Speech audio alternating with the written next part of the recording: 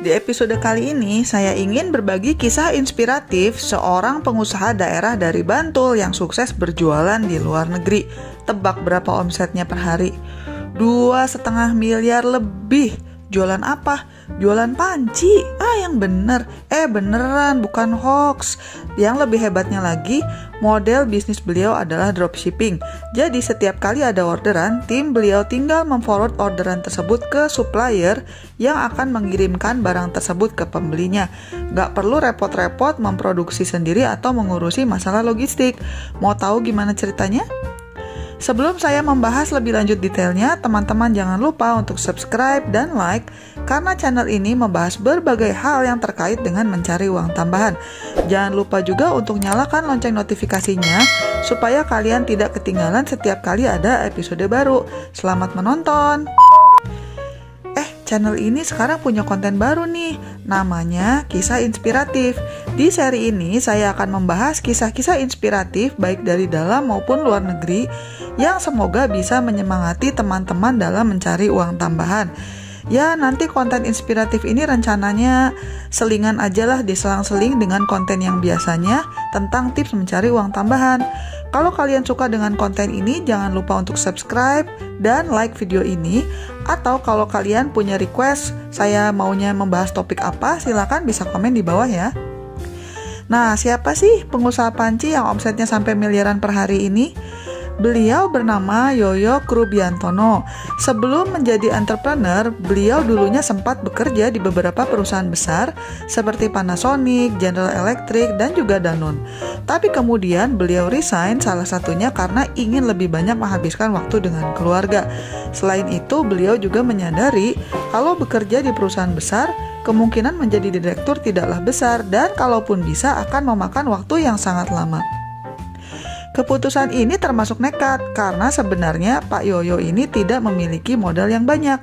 Bahkan pada awal-awal berjualan, beliau sempat menggunakan kartu kredit milik istrinya tanpa pengetahuan istri beliau. Ketika kebanyakan orang berpikir membuka usaha itu adalah berdagang di pasar atau ruko, Pak Yoyo ini memiliki mimpi yang tinggi. Beliau ingin berjualan secara internasional. Dengan modal hasil pinjaman istri yang tidak seberapa itu, di tahun 2006, beliau membuka toko online dan membeli Facebook Ads untuk mendatangkan traffic ke toko online-nya. Ini langkah yang termasuk berani ya teman-teman, karena dulu di tahun 2006 punya toko online itu belum se-ngetrend sekarang.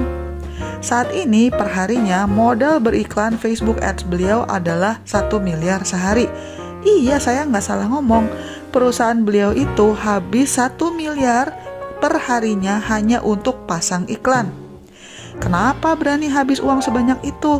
Karena ternyata dari uang iklan sebanyak itu beliau bisa mendapatkan omset sekitar 2,5 kali lipatnya. Tapi tentunya beliau tidak langsung habis uang sebanyak itu ya. Di awal-awal usahanya, modal beriklan beliau itu mulai dari kecil dulu. Katanya sih mulai dari 200.000, terus jadi 1 juta, jadi 10 juta, begitu seterusnya, sampai akhirnya naik jadi 1 miliar sehari. Tapi uang sebanyak itu adalah untuk beriklan di berbagai negara di dunia ya teman-teman, kecuali di Korea Utara. Wah, habis uang iklan sebanyak itu kalau nggak laku gimana? Menurut Pak Yoyo, kalau kita mengeluarkan uang beriklan, itu memang adalah resiko. Dan kita harus berani belajar dari kesalahan kita.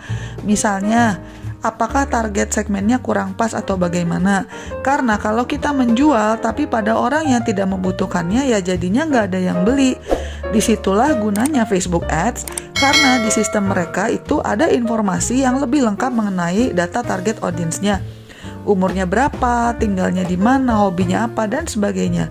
Jadinya kita bisa fine tune setting iklannya supaya lebih pas. Tapi beliau juga nggak sembarangan buka toko online. Beliau melakukan riset dulu untuk memilih mau memasarkan produk apa yang sekiranya dicari orang dan bisa mendatangkan keuntungan. Sampai akhirnya beliau memilih berdagang panci dan alat-alat dapur. Ya itu awalnya ya 14 tahun yang lalu. Kalau sekarang sih bisnis beliau sudah lebih besar dan merambah ke berbagai area seperti kosmetik, madu, dan sebagainya. Nah, apa sih yang bisa kita pelajari dari Pak Yoyo? Yang pertama adalah berani keluar dari zona nyaman. Banyak orang yang punya mimpi, tapi cita-citanya tidak dikejar. Pak Yoyong ini kan dulunya kerja di berbagai perusahaan besar, tentunya gajinya juga lebih besar dari rata-rata. Tapi beliau tidak takut untuk keluar dari zona nyaman dan mulai berwirausaha. Kalau teman-teman tidak betah dengan kerjaannya atau ingin dapat uang yang lebih banyak, jangan cuma ngeluh aja dong. Apalagi zaman sekarang berbagai informasi bisa didapatkan dengan mudah lewat internet. Saran saya, kalau mau belajar wirausaha, mulai saja sebagai sampingan dulu. Jangan dilepas kerja kantorannya supaya kalian masih tetap memiliki pemasukan yang stabil. Nanti kalau bisnis sampingannya itu sudah makin besar dan penjualannya juga sudah mulai stabil, barulah teman-teman bisa mempertimbangkan untuk fokus full time berwirausaha. Tapi kuncinya kita harus berani dulu untuk keluar dari zona nyaman. Selanjutnya, tentunya berani saja tidak cukup ya teman-teman. Kalau mau usahanya sukses mesti melakukan riset dulu. Produk apa sih yang dicari orang? Produk apa yang profit marginnya lumayan? Dan produk apa sih yang tidak gampang rusak kalau dikirim jauh? Selain melakukan riset produk, Pak Yoyong ini juga melakukan riset untuk menentukan target pemasarannya. Beliau dengan sengaja memilih berfokus untuk dagang di Amerika Serikat karena konsumen di sana tidak keberatan membayar tinggi asal barangnya berkualitas. Jadinya profit marginnya juga dapat lumayan tinggi. Menurut saya, salah satu kunci yang membuat bisnis Pak Yoyong itu sebesar sekarang adalah karena beliau memilih untuk berfokus dagang online. Jadi konsumennya tidak terbatas pada orang yang lewat doang, tapi juga konsumen dari mancanegara, terutama dari negara-negara maju yang konsumennya memang punya disposable income cukup besar. Tapi tentunya buka website toko saja tidak cukup ya teman-teman. Kenapa Pak Yoyo sampai habis uang beriklan miliaran per harinya? Karena dia butuh untuk drive traffic ke websitenya dia. Jadi kalau teman-teman ingin meniru langkah beliau membuka website toko, harus siap juga keluar modal untuk membayar iklan. Atau alternatif lain, teman-teman bisa membuka toko online di marketplace yang memang sudah lebih ramai trafiknya. Selanjutnya adalah mulai dari kecil. Sebagian orang sudah takut dengan kata wirausaha karena yang terpikir, wah, mesti habis uang banyak nih, mesti sewa ruko, gaji karyawan, dan sebagainya. Tapi sebenarnya, kita bisa kok mulai dari kecil dulu asal ada kemauan. Pak Yoyo ini walaupun sekarang bisnisnya sudah miliaran, dan sekarang habis 1 miliar sehari cuma buat beriklan, tapi pas awal-awal kan modal dia berapa? Awalnya dia cuma pasang Facebook Ads 200.000 loh, nggak langsung banyak. Dan selain itu, beliau juga mau terus belajar dan tidak menyerah begitu saja. Kalau hasil Facebook Ads-nya tidak mendatangkan hasil yang diinginkan, beliau ubah-ubah lagi settingnya dan iklannya juga disesuaikan supaya lebih cocok dengan target pasarnya. Dan bisnis itu kan bukan cuma soal pasang iklan aja ya teman-teman, mesti memikirkan banyak hal. Misalnya aja aturan bea cukai alias custom, pajak, setup akun Payoneer, dan sebagainya. Banyak sekali hal-hal besar dan kecil yang harus dipelajari oleh pengusaha pemula. Tapi enaknya dengan internet zaman sekarang kebanyakan informasi sih kita bisa search dengan mudah. Tapi ya itu, kita sendiri harus punya keinginan dan kemauan untuk belajar. Selanjutnya, yang tidak kalah penting adalah mencari partner bisnis yang tepat. Berwirausaha itu tidak berarti semuanya harus dilakukan sendiri dari A sampai Z.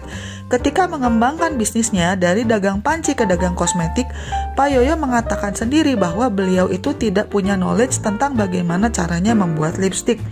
Tapi kemudian beliau berpartner dengan manufacturer yang sudah memiliki kemampuan tersebut. Sama halnya dengan produk-produk beliau yang lain seperti panci, madu, dan sebagainya. Jadi memilih partner yang tepat itu sangat penting. By the way, kalau teman-teman ingin belajar lebih lanjut dari Pak Yoyong ini, beliau juga punya channel YouTube loh. Ini silakan linknya saya taruh di deskripsi ya. Di channelnya ini beliau membahas secara detail bagaimana tips-tips beriklan lewat Facebook dan juga bagaimana caranya menjadi reseller dari perusahaan-perusahaan beliau. Beliau juga kayaknya lumayan rajin loh menjawab kalau teman-teman ada yang mau bertanya.